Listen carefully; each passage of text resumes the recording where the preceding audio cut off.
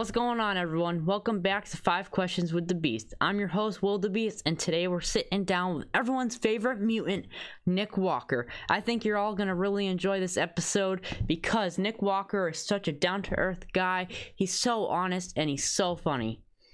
He wants to win the Olympia. We talk about that. I think all of you are going to enjoy this, but before we get into the interview, hit the subscribe, hit the like, and hit the notification bell. Now let's get 5 questions in. Nick Walker. Nick, I want to say thank you for doing this podcast. I love your work ethic and I love your mentality. You never let anything get in your way or let anyone get in your way. You always do what you're going to say you're going to do. You want to get on the Olympian stage and you want to win the Olympia. We'll talk about that later on, but I'm excited to do this interview. I hope you're excited. You ready? Yeah, man, I'm happy to be on. Thank you for having me, man. Well, let's get started. So, Nick, after watching you on Fuad's Bro Chat a lot with Guy, I have come to learn that you are quite the ladies' man. When it comes to relationships and dates now, I've never had a girlfriend, and I'm a teenager. What can you teach me about dates and relationships so I know what to do when I do get a girlfriend or how to even approach a girl for a date? I'm probably the wrong guy to ask for that advice. But honestly, man, the main thing you can do is always show confidence in yourself, no matter what. It don't matter if you're fat. It don't matter if you're ugly, you're skinny, you're small, you're jacked, whatever. Girls like confidence, and it's the biggest turn on in the world. All right. You let girls know you have 100% confidence in yourself. Trust me, they'll come to you. All right, let's try it out. Nick, we do have a slight problem, though. I have been asking my mom for a very long time, like every day, if I could get an Ass Man shirt, but she won't let me get one. What can you do to help me in this situation? Send me your address and I'll just ship you one. Yes. Well, I'll be wearing that all around the house. Problem solved. That's right. Moving on. I heard you talk about your origin story, and I don't want to get too in depth about it, but can you tell me what it was like going through high school for you? In what way? Like I've heard you say that you were always like filled with anger and rage when you were younger. Well, like, yeah, how did you overcome that? I'll go in detail about that story. I feel like you probably should hear it, and it would probably help you down the road. So when I was younger, how all the range came about is I was molested as a child. So as being, 12 years old at the time, you don't really understand what happened. You don't really grasp the fact you're too young. You don't know. So the older I got, the more mature I got, I realized like what happened was really, really bad. And I was completely ashamed of it. I was ashamed of myself. So kind of in 8th grade, I isolated myself from everyone. Like I didn't hang out with anyone. I wasn't friends with anyone. I would just literally go to school, go home. And that was it. I didn't want to be bothered by anyone. I caused a lot of problems at my house as far as anger goes. I lashed out a lot. And my parents never really understood why, because I never spoke about it, And then my freshman year is when I actually started to work out. That was a way for me to just relieve most of my anger. It didn't relieve all of it, obviously, but a good amount of it. So after a good while, being in high school, I started to go out more. I started to come around, but I noticed certain things I would do. Somebody looked at me wrong, I would instantly just get angry and, fight. I found myself going really heavy into drugs, like really bad at a certain point, drinking a lot when I shouldn't have been. These were all things that I did to ease what happened to me in the past because I couldn't deal with it. I couldn't speak about it. But luckily that was a short phase for me as far as the drugs and alcohol go, because I knew it wasn't the right thing to do no matter what. Like I was just digging myself a deeper hole. So how it even came about, like how I eventually told my parents, well, my mom first, This actually happened at school, by the way. A student came out to his mom about this certain teacher talking inappropriately. So this got all over the news, and this specific teacher was like the cool teacher, like all the kids on the like he was, you probably have that teacher in your school, like that's the cool teacher, right? So my mother came up to me instantly and was like, "Has he ever said anything to you? I know you used to, be in this class a lot. Did he ever do it?" And I lied. I'm like, no. And my mom is like the furthest from stupid. Like she knows. Yeah. I don't know how she knows. She knows. So every day she would ask me, whether it was in the morning, the night, somehow she would ask me something about it. And the more I lied, the more it continued to just eat at me. So actually one day I was in the gym. I'll never forget it. I texted her and I said, "Don't tell anyone." And she said, "What do you mean?" I said, "You know what I mean, Mom. Like, don't play stupid. Like, don't tell anyone." And she said, "Let me come pick you up from the gym." I was 16 when I finally told her. And I was like, "No, like, let me finish my workout, please, and then we'll talk about it." So I finished my workout. She comes, picks me up, I get in the car. My mother would not move this car until I told her everything. We're sitting out front of the gym, bro. Like, we didn't even go home yet. She wouldn't move the car. So she's like, "You need to tell me everything what happened." And so I couldn't look at my mother in the face. I couldn't do it. I could not tell her what happened. And every time she asked me, like at least 6, 7 times before I finally answered it. And I looked down and I just said I was molested. And I could see her through my peripheral vision with her jaw dropped. I couldn't bear to look at my mother's face at all. And it was that moment my mother took a lot of blame for that, even though it's not her fault. Because I mean, as a parent, she felt like she didn't protect her child. But when you're in school, you're supposed to feel safe, like that's nothing she could have done. So once I actually came out, it was like just a huge relief for me. Like it was like 1,000,000 pounds just went right off my shoulders. And that's when I started to get really deep into bodybuilding. Like I graduated high school. That's basically where lifting even stemmed from, is this whole situation. And people told me I should compete. So that's basically how I started competing. And I just turned all that negativity, into a positivity. Anything that bad happened in my life, I use it for good instead of bad now. Like I could have been, excuse my language, like a dickhead kid, now, I could have let it still take over me. And basically why I'm explaining all this is because I know you go through a lot in school with negativity and all that. Yep. Don't let people overpower you with that. Because odds are, bro, these people you're in, what grade are you in? I'm a sophomore in high school. Yeah, see, odds are probably these people you go to school with, you're probably never going to see again outside of high school.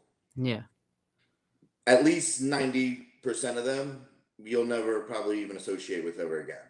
So, to me, in my mind, these kids have no relevance in your life. They're not, they don't go home with you. They don't know who you are. When you grow up, they're not going to be the ones paying your bills.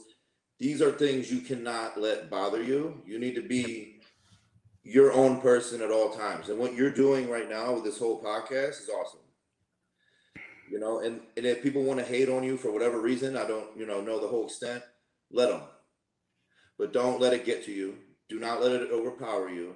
Always be you and always keep doing what you're doing, and you'll be the successful one, I promise. Yeah, that's what I've learned a lot from all of you guys that I've been talking to. Like, these people that I go to high school with, I'll probably, never associate myself with them, out of high school. But that was a terrible event that happened to you, and I want to say thank you for sharing. But yeah, what I did want to ask was, after you told your mom, what did she do? Like, what was her reaction? What'd she do about it? Oh, she bawled her eyes out. instantly bawled her eyes out, and then we went home and, we told my father and my brother, and they all just, cried. And at that point, like, I've already cried so much in my past that, like, I was kind of like numb to it. So I kind of felt bad. I didn't cry with them. I don't know. But I was just so numb. And then after that, we went to the police, took a statement, whatever. And, he's, in jail now. So, but. Yeah. Well, thanks for sharing again, Nick. Yeah, absolutely, buddy. And staying on like the high school thing, I knew that like ever since you were like about to get out of high school, you were training to do like your first show. And you said you were like 230 pounds when you got out of high school, right? Yeah, I graduated 230, yeah. And then you worked your way down to 159 pounds for your first show. Yeah. Can you tell me this whole story and like what was it like going down all the way down to that weight and losing like a significant amount of weight? That was miserable. No. But so basically I wanted to kind of do it on my own. And then, I had my father's help as well because he used to compete. So we kind of worked together a little bit. But my father he works all day. So the communication wasn't always there a little bit. So like 4 weeks out, I just hired a coach and he basically just went hard on me with the diet, the cardio, and I lost like 40 pounds in 4 weeks. And all my muscle was gone. Everything was gone. And I thought I looked good. I'm on stage. I'm like, yeah, I got 6-pack. Let's go. And then I look back now and I'm like, what the hell happened there? Yeah. But I'm glad that happened though, because, you got to go through mistakes to win, and I learned what to do, what not to do from that prep. After that, I went to my second coach, and then my following show, which was a year later, I weighed 198 pounds on stage. So, yeah. Now, after that happened, like when you dropped down all the way there, like after you went on stage, did you like immediately drop that coach, or what happened there? No, because I thought I still looked good. So we worked together for the off season. And then that was actually when I started to dip into other supplementations, and he wasn't a huge fan of it at the time. So then I just switched to other coaches that was, on board with everything, and we went from there. Now, like what did you place at that show? Which one? The one I was 159 pounds in? Yeah. Do you remember? Yeah, it was third place, but technically you could say last place because there was only 3 of us. Huh. I was in a team division. I did team division that year. Now, when you were before you did that dramatic drop, when you were in high school and you were around like 230 pounds, what did everyone think of your size? Like, did they like support you at all, or did they like try and bring you down, or what was that all about? Well, when I was big or when I got small? Yeah. When you were big. Oh, dude. So my friends that like I said, I was really friends with everyone. My close friends, I thought it was cool, but at that time, the ladies weren't feeling it. They like that skinny skater kid with, abs and stuff, and that wasn't me. I was the big guy. So they liked me better when I was skinnier. So I didn't really get too many ladies at my high school year. Yeah. Now, when you were getting bigger, what were you eating? Because I'm trying to put on size now. I'm 135 pounds, and I want to keep going up. But like, what were you eating? Were you just like eating everything, or were you eating like healthy foods, or what? Yeah, pretty much. Well, what like now or when I started? When you started, like when you were in high school, what were you eating all the time? So basically, honestly, like I would because I was still in school, so I wasn't at that time still like on a proper regimen like I am now. So honestly, bro, at my first meal, I would have cereal and a protein shake. And then my senior year was the best. So I had what was called like early release. Like I got out of school early. Yeah. I got out of school like 11:30. So I would get up, have I had cereal and I had a protein shake. I came home. I would honestly have one of those ground chickens that you can buy at the store, like Purdue. Yep. Like the whole pound. I'd have the whole pound. And then put like a whole bunch of rice on top, and then I would eat it. And then I'd go train. And then after I trained, I'd have a protein shake with carbs in it.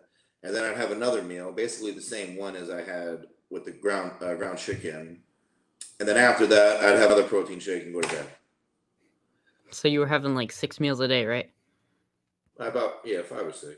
Yeah, because that's what I'm doing now. In the morning, I have like my eggs, and then I have like my cream of rice, and then Yeah. it's hard with school because you're not supposed to like eat or drink anything, and you're only supposed to have like water to drink. But I Yeah. bring my protein in this cup, and every time it's like the teacher looks away, I dump my protein in there. I'm like, and then I That's drink awesome. that. So, That's but awesome. yeah. Now moving on, I know that ever since you were younger, you wanted to be a pro bodybuilder. You said you didn't need to go to college and you didn't take your SATs. Nick, be honest with me. How scared were you if this whole thing didn't take off for you? I wasn't. You weren't? No, and I'll tell you why. Because there were times where I doubted myself. Actually, believe it or not, I told my mother, I said, if I don't win North Americans this year, or last year, whatever, I said I'm probably going to be done. Because at that time, and I'll be honest, they were funding a lot of it for me. Like, they let me become what I am today. They took care of a lot of things for me. They paid for they bought my food. I worked, just nothing drastic that would ever be taken away from bodybuilding. So I made money, but like they did a lot to support me to become who I am today. And that was all the motivation that I needed. When I have my parents pretty much going in debt for me to be the successful person that I'm becoming, that's that drive right there just will never go away. And I knew I was destined to become this. And even now, now that I am in the spot that I am, the only thing I ever want to do now is just give back to my family. Yeah. So now that I make, nice money a little bit, I send them money all the time. Yeah. Now, when you decided that you weren't going to college, what was their reaction to hearing that? They weren't mad or disappointed because my parents didn't go to college. Yeah. So they weren't too upset. Like, my brother's the only one that went to college and graduated college. He's more the brainsy of the family. I'm not. But they weren't too upset because they kind of believed in the dream like I did. Yeah. My mother's a very blunt and real person. She'll tell you how it is, whether you want to hear it or not. And when I know my mother's on board with something, that means I must be doing good. Yeah. So I took it as far as I could go. I won North Americans. I moved to Florida, and I'm now working toward becoming Mr. Olympia. Yeah, my mom is kind of the same. She's just very supportive of what I do. She had a stroke a couple of years back. Yeah. And ever since then, like, I've been working really hard to like show her that I can do this kind of stuff, and she's been right by my side. She's been there helping me That's awesome. along the way, and it's awesome. There is nothing better than having your family support. Nothing. Yes, it's 100% true. Now, before we move on to the next topic, when you decided that you weren't going to college, did you know that you had to work very, very hard to get to where you are today? Yeah. Oh, I did. I got that from my mother and father. They're both hard workers. So being, working as hard as I can and did, that was never an issue. I mean, like I said, I never had a day where I felt like this is becoming too much. I want to quit. I did get, like I said, I did get to a point where I was like, if I don't win this year, I might have to figure something else out. But all the hard work, the working with, prepping and all that never bothered me. Yeah. Now, when you started this journey and was your mom like there for you like since day one? Was she totally on board with this whole bodybuilding thing? Not really. She didn't really like it at first because my first prep was like, again, speaking my language, I was like a big asshole. I didn't know what to expect. So like the dieting, all the cardio, like it took a big toll on my mindset a little bit. And I'll never forget, after I finally did my first show, we got in the car, we're getting ready to go somewhere to eat. And I said, I'm going to do another show. And she's like, no, you're not. I'm like, yeah, I am. She's like, well, let's wait till next year. I can't handle another one this year. But I think the moment my mother fully came like on board like hard was when I did my first national show in 2016. I did USA's. It was my first one as a light heavyweight, and I got top 6 out of over 30 guys. And I think it was that moment for her where she was like, he could be good here. So now she's giving you all this support, and when you're like going into prep and you're eating all this, like eating like very little food, and what's your reaction when she's like next to you eating like ice cream or candy or whatever? Oh, it doesn't faze me. No, not at all. No, I'll tell you why. Because I look at it like this: food isn't going anywhere. That ice cream, I can have it right after the show. It ain't going nowhere. Winning is what makes me hungry. You know. Yeah. I know after the show, I'm gonna get fat real quick and have me a nice big bowl of ice cream. So. Now, moving on, I did want to say that when Fuad brought me on his podcast with Ben Chow and James Hollingshead, we were talking about who we think the hardest working bodybuilders are. And I said, I think Nick Walker is the hardest working bodybuilder there is out there. And James said, he's not a harder worker than me. And everyone shot me down for it, but I stood my ground. I said, nope, Nick Walker is the hardest worker. Now, can you tell me how you can go into a gym and stay so focused and work as hard as you do? Yeah, I mean, it's for me, like, this is what what I tell everyone is I just have such a strong passion for this. Like, even you take away the competing, and I just have a strong passion for just working out. Like, that's what I love to do. So every morning, bro, like, I literally wake up and just can't wait to go work out. Like, even to this day, I dread off days. Like, today's my off day, dreading it. I hate it because it's like the only time it goes by fast for me because I get a massage.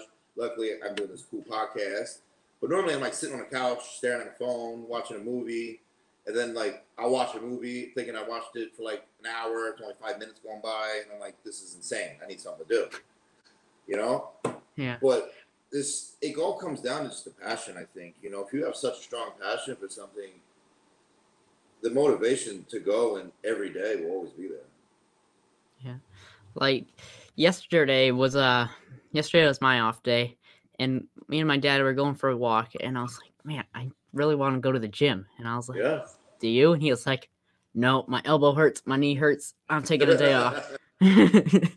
But a while back on your YouTube channel, you put out this podcast with your mom, and you were talking about how like this hard work kind of thing. But you said when you're not doing a set, you could be joking with a friend, and then when you are ready to go in, you could and you're ready to go, you won't like do anything else. You're just locked in. How are you able to like flip this switch back and forth? I don't know. Honestly, I think I probably got that from my mother but I also learned being this in the industry, right? What made me who I am today was the fact that I could lift a lot of heavy weight. People loved it. That's how I grew a following. And then I started to show my actual personality that no one knew about, which, you know, I'm a pretty funny guy. Yep. So once they saw that, they seen a different side of me. So now I'm growing my following even more. But I always have that, you know, monster mentality, the mutant mentality. I could joke with you, and then 2 seconds later, I'm zoned in. That's just how I am. When I know it's my set, I put my headphones in, done, going. I'm ready to go.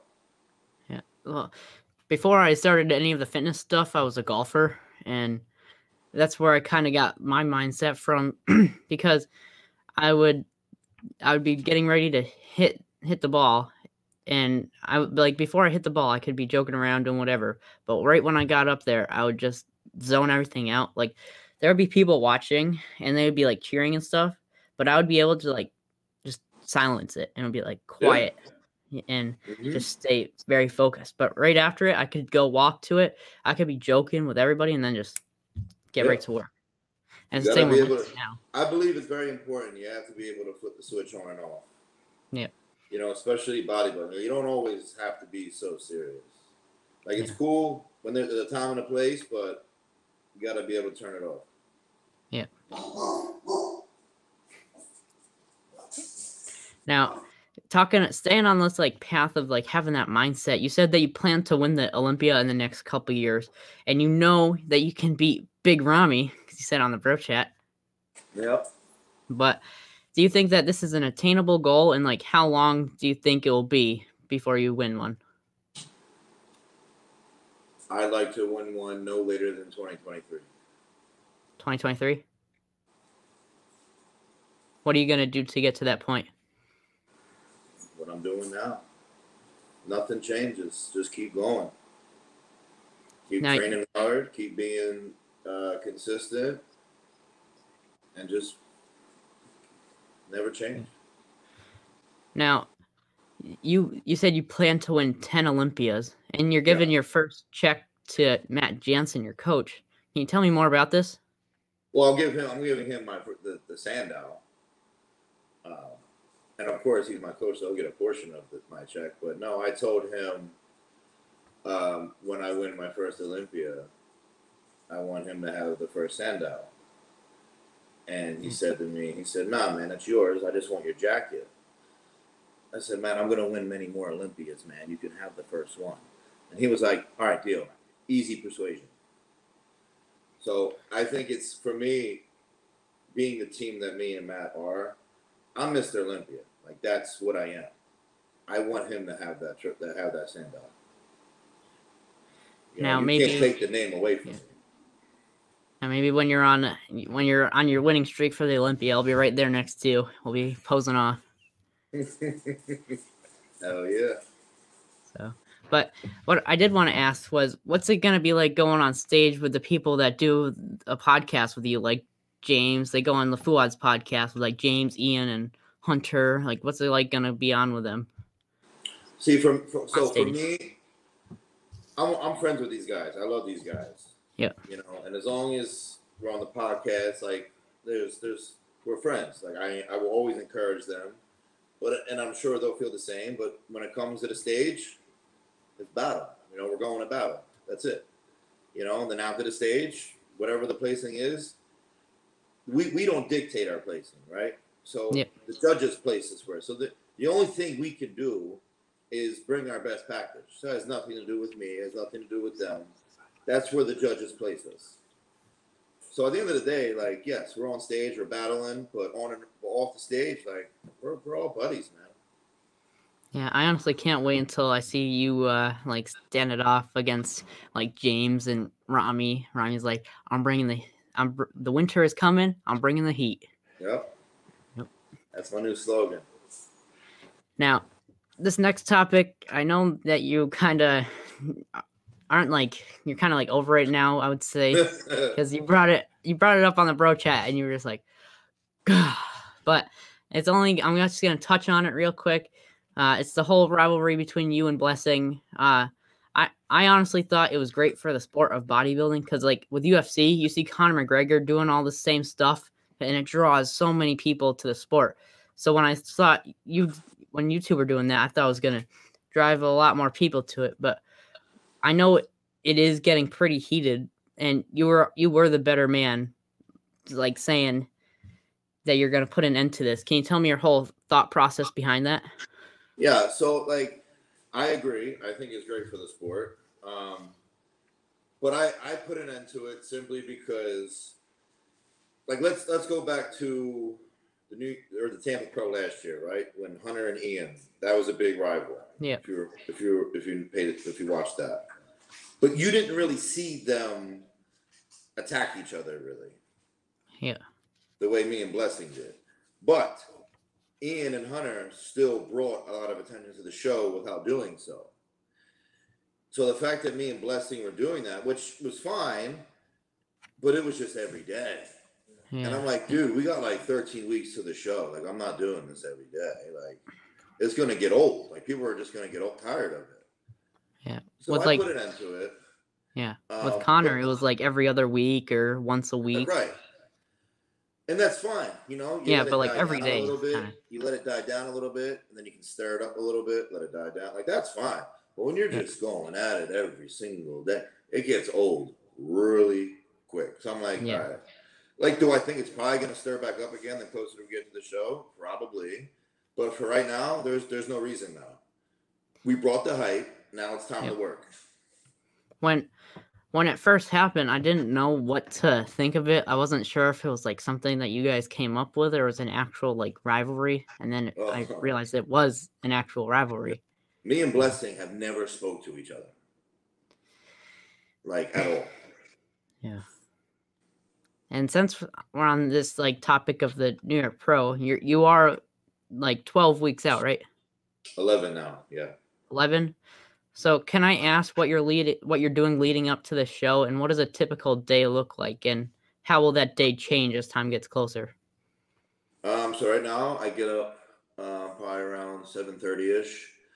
I check my weight. I send it to my coach. I go to the gym, do 35 minutes of cardio, come home, have my meal one, relax for a couple hours, have my meal two, go train, and then I bring my meal three to the gym, and then we sit in the back of the gym and just eat and shoot the shit for a little while.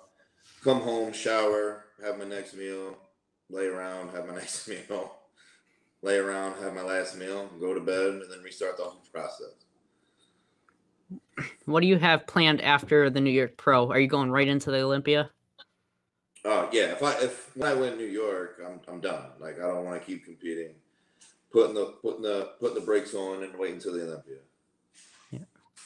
Now, when you do compete at the Olympia, are you just gonna keep only do the Olympia, or are you gonna do like other like shows that like leading up to it?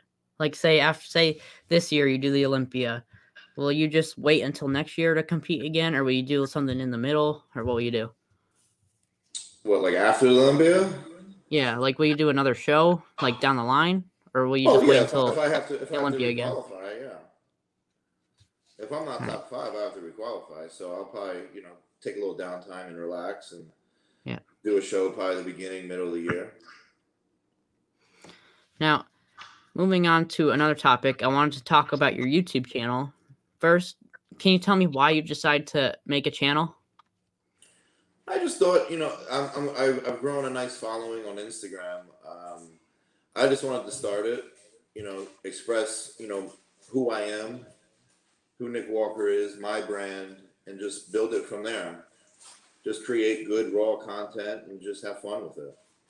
Yeah.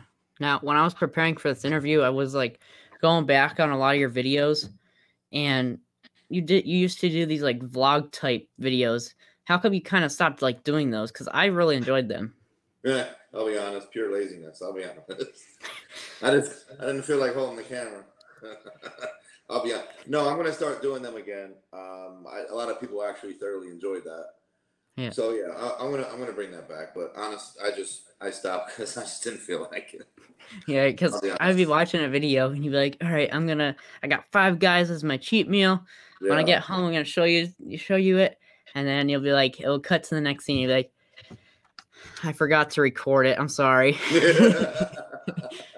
But with like these other like bodybuilders, powerlifters, and strongman people who just are in fitness, they do like these food challenges and like these like how many calories can you eat and whatever, and these like massive food challenges. What do you think of those? Do you ever plan on doing one of them? I think they're awesome, but there's no way I'm making it. No. I like to eat, but I'm not going to eat to the point I feel sick and ready to throw up. No, I can't. It becomes not enjoyable for me at that point. So you don't think I you'll want ever to do like enjoy. I want a to enjoy my 20,000 calorie challenge? No way. Well, today we were watching Robert Oberst, and he was doing a 15,000 calorie sushi challenge. And he was at this place, and he was ordering like every sushi off the menu. And after he finished eating it, he went back on the booth, and when he went, and the freaking back of the booth broke, and he Yep. was like, "Oh, I'm not paying for that," so he put it back. But I would like to see you do some kind of eating challenge, though. I mean, whenever I have a cheat meal, I'll post what I eat, but Meeting challenge. That's gonna have to wait till after the show if I do one. Yeah. For sure. You got to do the one where it's like the 4-pound burger, because I know you're a bigger burger fan. That'll be fun. Yeah, I could do that. Yeah. But moving on, you started working with Revive. You have the shirt on not too long ago. Can you tell me what your experience has been like with them so far? Oh, it's been great, man. So when I first signed with them, like they're the first, obviously, like whole company that's just based around health products, and that's something I think every bodybuilder should be aware of. Every bodybuilder should pay more attention to and get involved in. And the cool thing is, like, obviously, my coach is part owner of it. Yeah. So I know his personality, and the other owner, Dom, I know how his personality is, and they literally put their heart and soul into making Revive the best it can be. All the products are legit. Everything works. Like when I get blood work done, it's pretty much perfect every time. And being here in Florida and being a huge part of it, it's been nothing but amazing for me. Now, how did your contract with them come about? Did they just see what you're doing and thought it was cool, or did you like reach out to them, or what? Well, no, it was a little simpler for me. Like I said, I was the coach's, part owner, so he wanted to bring me on, see how we went, see how it did, and it's going really well. So they just extended my contract even more, and now that I live 15 minutes from Revive, it's just easier to make more videos, promote everything better. So, and you did start a podcast with them, Our Culture. Can you tell everyone about that? Well, yeah. So that basically extended, basically from Dom and Matt, like just bringing people in and interviewing and doing things like that. And they came to me and just said, "Hey, why don't you just start your own thing, show your personality, and just make it part of our culture." So I said, "Okay, sure." And I just did one. We just did one the other day. It was me, my friend Matt, and our friend Christian. And then I just did one with my parents on there, which was really funny. So that should be posted soon. All right, Nick, I'm gonna kind of switch gears now. Try and get off all the bodybuilding questions, because I feel like a lot of people ask you them, and you probably are you might be bored answering the same things over and over again. Yeah. So, Nick, are you into superheroes at all? I am. Who's your favorite? Batman. Why? Because he doesn't have any real powers. So would you consider him a superhero? Yeah, it's part of DC, man. Yeah, but do you feel that if these characters don't have powers, they should be considered superheroes, or should they just be called heroes?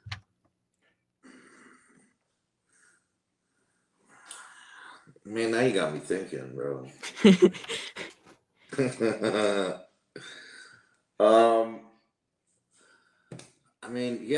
I guess, heroes come in all different forms, right? So, yeah. I guess Batman would just be like a regular hero.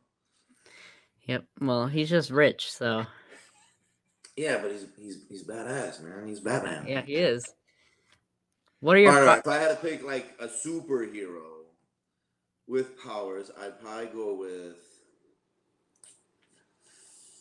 Thor. That's a good one. Nice. I like Thor.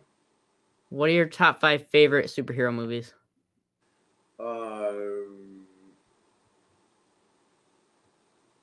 Batman Begins. That's not a superhero movie, right? It's fine. It's fine. It's okay. All right.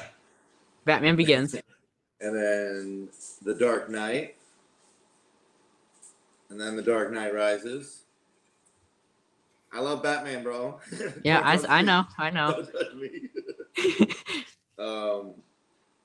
The latest Avenger movie and Batman vs Superman. Okay. Are you excited to see the new Justice League movie that's coming out? Yes, actually I am. It's 4 hours long.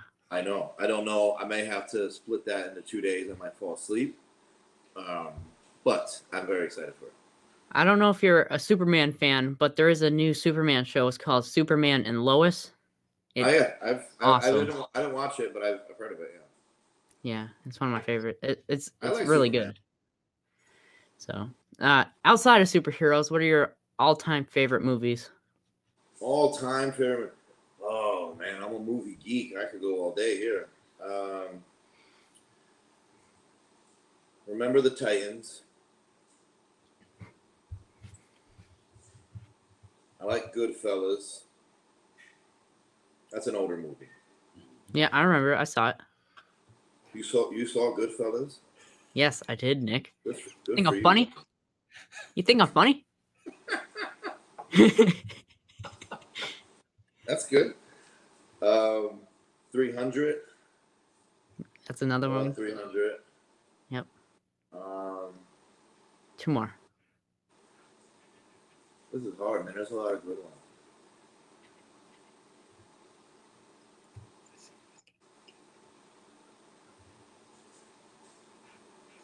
Shawshank Redemption. Oh, that's a really good one. Yeah. And I'm going to go with Friday Night Lights. Okay. Now, outside of movies, what kind of music are you into, and what's your band or musician? I love all music except country. Yeah, me You too. will never catch me listening to country ever. But my favorite band to listen to, I have a few, but my favorite is probably Breaking Benjamin. Okay. Have you ever been to any concerts? And if so, what was your last one you've been to? I have never been to a concert, bro. Never. Really? Swear to God. Do you want to go? I was supposed to go to one. What? I was I don't know, I was 8, 9, 10 maybe. I was supposed to see Justin Timberlake live. There you go. Got canceled. I wasn't a happy camper. Do you plan on going to one in the future after this whole COVID ends? Whenever that ends. But yes, I would like to. Yeah, Eventually, I've been to... You losing count? 7 concerts. And my first metal concert, I saw a guy from Jersey. I saw Zach Wild, who's a metal band, or a metal okay. singer. Yeah. And his drummer threw a drumstick. I caught it. Nice. So the very first metal concert I went to, I have a drumstick, and it's all beat up since he's whacking it really hard. It's all cuts and everything, and it's hanging above my bed. So it's pretty cool. Awesome. That's awesome, man. Yeah. All right, Nick. I'm pulling a fuwad. We got 573 questions to get to this week. You guys ready? Okay. If you could be sponsored by disclaimer. I did not come up with these questions. These questions are from Instagram people. Okay. There are some questions in here that are kind of weird, but we're going to get through all of them. If you could be sponsored by 3 fast food restaurants, what would they be? Chick-fil-A, Five Guys.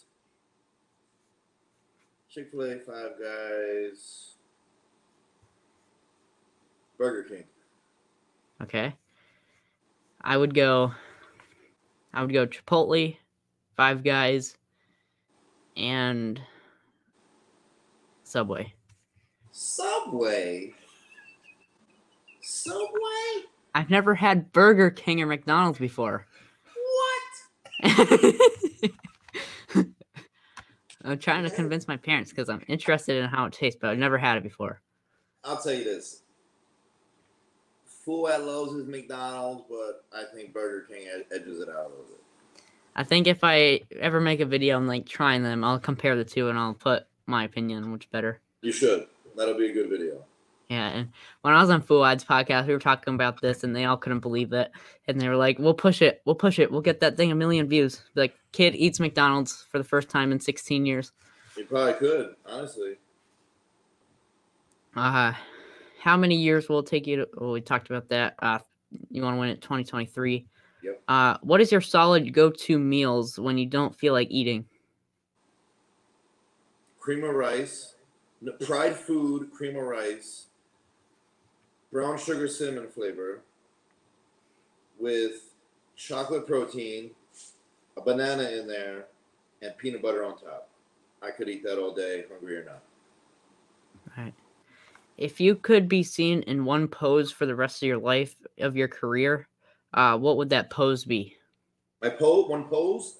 Yeah. My most muscular. All right.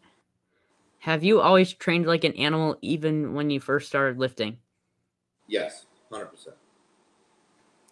When did you know that you were an ass man? Oh, I don't know if I should really answer this. Is there like explicit content? Like, am I gonna? I don't want to get in anyone's trouble here. The first time I licked a butthole. No, I'm kidding. No, okay. I mean, I just even when I was younger, I like ass, man. I just pick it over boobies, man. Do you ever plan on bringing back the ass man shirts? Yes, yeah, I will. 100%. Do you get appearance related anxiety, and how do you handle it? Do I get anxiety? Appearance related anxiety. No. I enjoy being around a lot of people. Not in prep so much. I kind of like to be alone, but like I know if I have to like, go out and be in public, I'm very social. It doesn't bother me. How important is feel when it comes to compounds? Very important. I compound movement, isolated movement, whatever you want to call it. I think feeling the muscle as much as possible is the most important thing. Tips for hamstring and adductor growth. Because I do have the best in the game. No, I'm kidding. For me, what I think developed my hamstrings the most was RDLs, and RDLs did my hamstrings and my adductors the most, I believe, with seated leg curls. And the way I did them was I got in the mindset for a long time of worrying about how much weight I was lifting instead of actually the muscle. So I basically would just cut the weight in half and just really squeeze the muscle and hold it for like a second or two. Yeah. And then do a complete negative and then repeat. And then once I realized I couldn't really squeeze hard, toward the end of the set, I just repped out as many as I could. Yeah, I stopped doing deadlifts and I started doing RDLs. But when you do the seated hamstring curls, do you do them the right or the wrong way? What's the right or wrong way? Like the one where you like lean back like that and it's incorporating like hips and stuff, or you lean forward and put it all on your hamstrings? I lean forward, yeah. Yeah, that's what I do. I lean forward. Good Big man. difference. Now, how do you get big adductors? Like I said, RDLs help with that. Deadlifting will help with that. And I also really go hard on the, adductor machine. I think that's one of the most important machines. Ours is broken. It's broke like 3 times already, so I haven't used it in like 2 weeks. It's annoying. I love it. It's probably one of my favorite machines to use. I don't know why, but it is. Have you ever had an injury that you dealt with back pain, or have you ever had an injury that you dealt with or back pain in your lifting career? I wouldn't say a true injury, but I went through phases where like my elbows would hurt really bad, so it just became very difficult to lift heavy weight. So I would never take time off, but I would just lower the weight a little bit and just focus on squeezing more than lifting weight. But even doing in this off season in particular, I still trained as heavy as I could, but I just focused more on squeezing the muscle the best way I could. And never had any like joint pain or injury at all. So this off season was very successful for me. Why is the ass so important in a girl? I didn't come up with these, so remember that. Without an ass, she has nothing to offer, my friend. Okay. Remember that. What have been the biggest game changers when building a physique? Biggest game, as in what? Like exercises or? I don't know, maybe, yeah, like, I guess, maybe like diet or exercises. Maybe you could like give one of each or whatever. Well, so I'd say the biggest game changer for me as far as how big I got quickly. I'll start there. I stopped doing a lot of volume. I only do like 1 to 2 working sets per exercise, and I Yeah, move me on. too. Diet, me and Matt, we just pay really close attention to the diet, how I look. We still look at the scale, but we're more concerned of how I look in the mirror or in pictures rather than what the scale is. And that dictates whether if we drop food a little bit, go up a little bit, stay the same a little bit. And exercise wise, for me I'll give one I think would help my back the most is T-bar rows and one arm dumbbell rows. Oh God, Jesus Christ. I did not come up with this next question. You have one of 2 choices. Would you rather watch your parents have sex every day for the rest of your life, or join in once and end it for good? I read this question before this podcast started. Oh my God.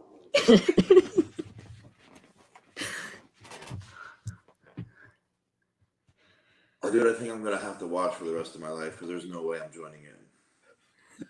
There's just no way. That one time, even if it ended it forever, it would scar me forever. It would probably ruin my life. Yeah, but you gotta watch every single day until you die. Right. My dad's quick, man. It'll be.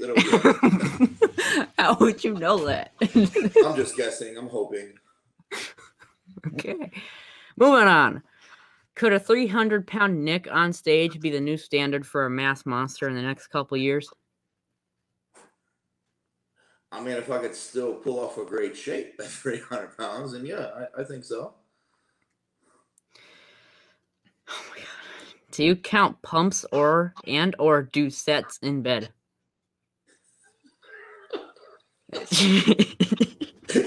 Oh, I don't count nothing, man. When in bed, it's just we strap the boots on and go to war, as Guy would say. All right. What is the worst form you've seen ever in a gym? And what was the exercise and how's it being performed? Bro, there's so many, but I can tell you one. I don't even know the name of it because I don't even know what the guy was doing. He was doing like something on the cables, and he would like pull it from the top and pull it all the way down, and then like swing up with it with his body in the air as the cable goes to the top. And he would just repeat that. And that was the craziest thing I've ever seen. I have no idea what to call it. It's called the Spider-Man. That's what it looked like, actually. Gee, oh my God. What workout lifting equipment would you use in the bedroom? The hip thruster. Okay.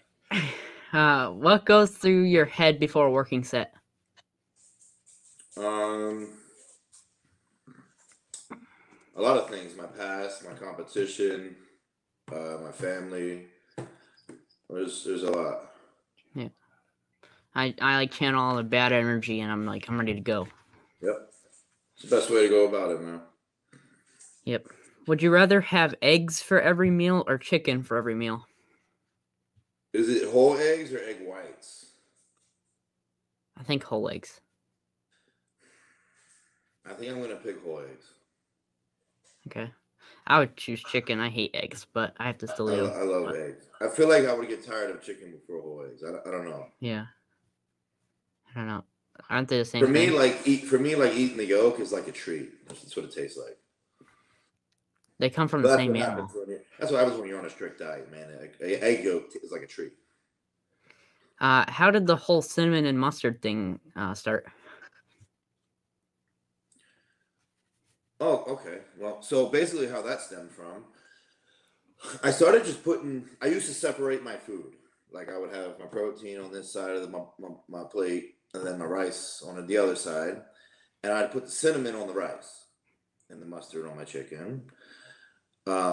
But then as I would get deeper into prep, like I said, I would get a little lazy and I would just throw it all in a bowl and say, screw it, and put the mustard, the cinnamon, my little pink salt and stir it up. And I ate it and I was like, this is really good. So people used to think I was crazy for doing it. And then people started to try it and was like, this is really good.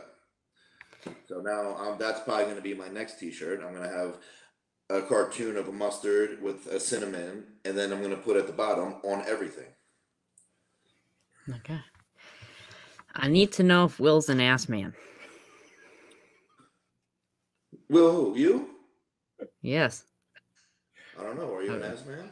I don't know, because I've never had a girlfriend. I've never really had an experience, so I don't know. Well, when you see a girl, what turns you on the most? The front or What'd the back? you say? What turns you on the most? The front or the back? I guess you can call me an ass man. There you go. There you go. Ass man for life. Fuad likes boobies. No go. How do you keep your waist so small all the time? Wow, somebody asked that. They said my waist is small. Wow. I guess.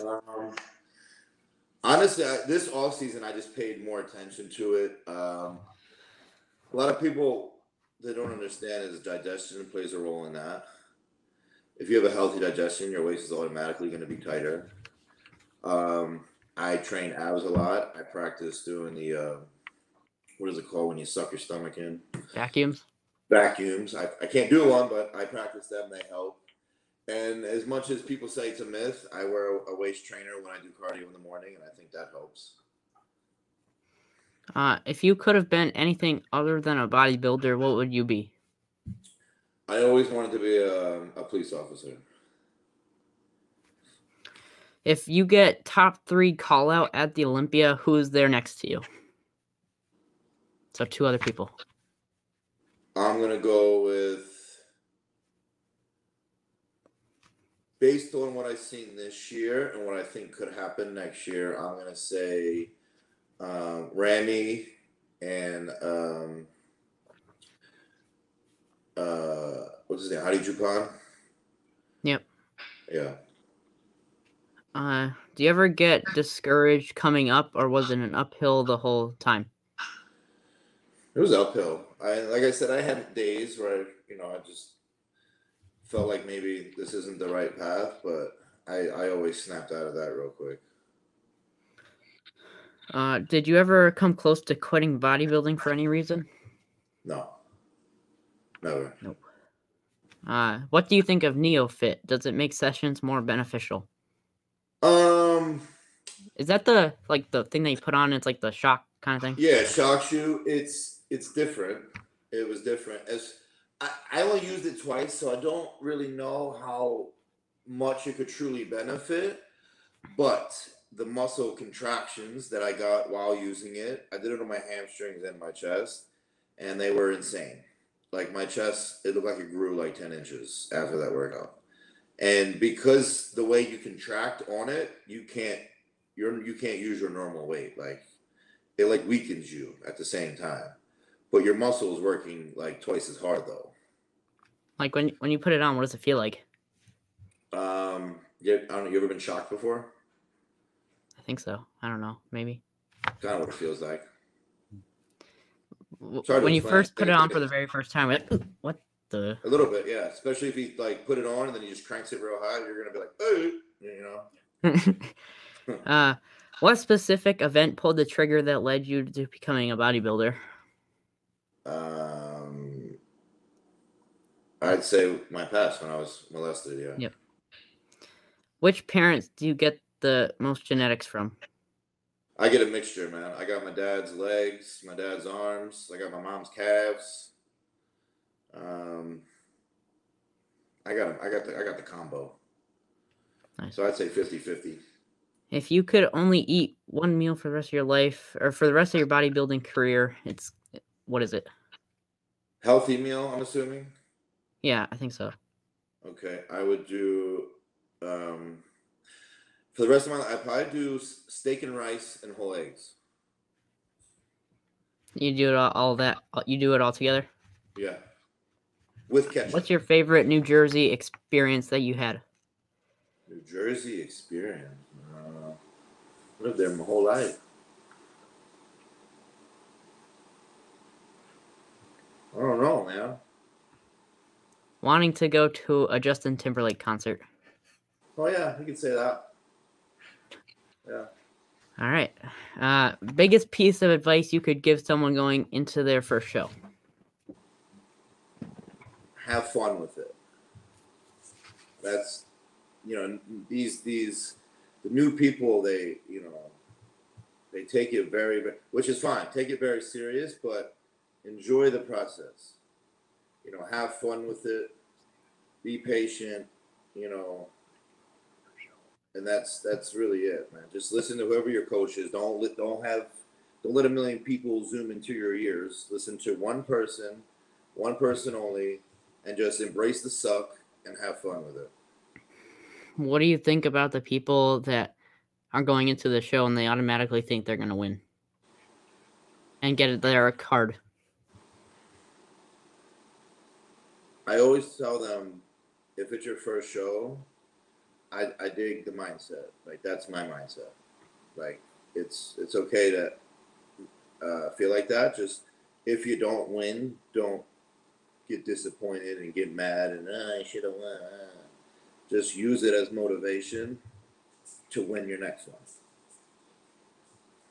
So I have one more fan question, and then I have my bonus question that I ask every guest. Top 5 favorite bodybuilders of all time. Jay Cutler. That's it. So Jay Cutler's number 1. Who's number 2? Jay Cutler, Dorian Yates, Kevin Lerone, Ronnie Coleman, and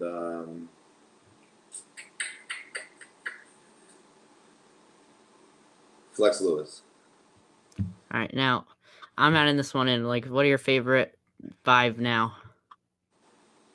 That's my favorite 5 now. No, like current, I would say. Oh, current? Like on stage? Yeah. I'm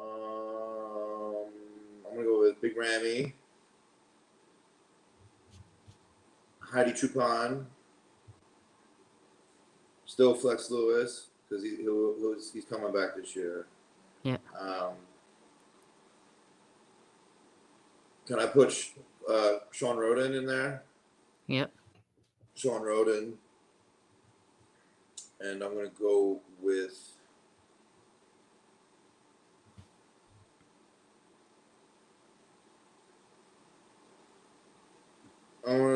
Brandon Curry. Do you ever get mad at Ian for saying Kevin Levroni's overrated? No, I think it's funny. And another thing, is it Levrone or Levroni?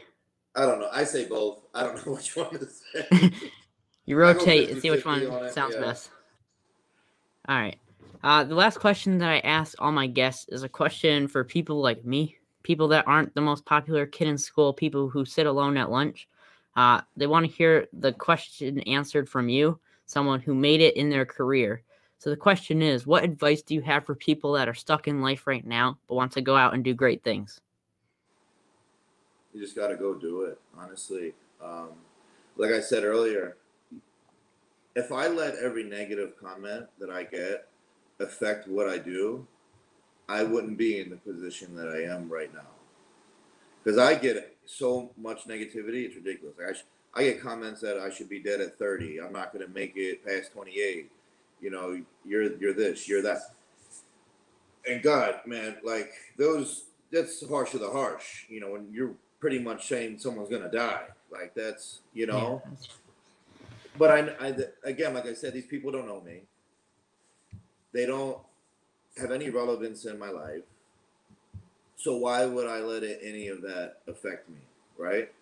No matter what you do in life, no matter how good you become at something, you are going to get negativity no matter what. You could literally be the perfect person in the world. Somebody will find something to tear you apart, no matter what. You just got to ignore it, man. Like, I could say, you know, engage a little bit if you want, but at the end of the day, if you let them get to you or you respond to them, you're just giving them what they want. You're giving them that satisfaction of letting them know they got to you. Yeah. Don't do that. I always ignored it, except recently, as you know, I engage a little bit. But I went through my entire career reading all this. I just kept my head down and went to work. Never let anything bother me. And look where I ended up in a good spot. Yeah. Well, Nick, we're reaching the end. I want to thank you for doing this. This was a lot of fun. We did have some weird questions though, but I had fun overall. Yeah, I loved it, man. Thank you for having me on. Seriously. There you have it, everyone. Another episode of 5 Questions with the Beast in the books. Today we sat down with everyone's favorite mutant, Nick Walker. I had so much fun sitting down, hearing his story, what he went through, and how he got to where he is today. We did talk about some pretty weird stuff, but we got through it. We had a lot of fun. Before you all leave, hit the subscribe, hit the like, and hit the notification bell. Now, if you remember last week when I talked about what big news I had, and I'm going to announce it this week, next week, you guys asked for it, I will be interviewing the person that got 7th place at the Olympia. I'm interviewing Ian Valier. And you think that's it? Well, that's where you're wrong. Because I'm sitting down with 2-time Olympia champion, Chris Bumstead. Catch you in the next episode.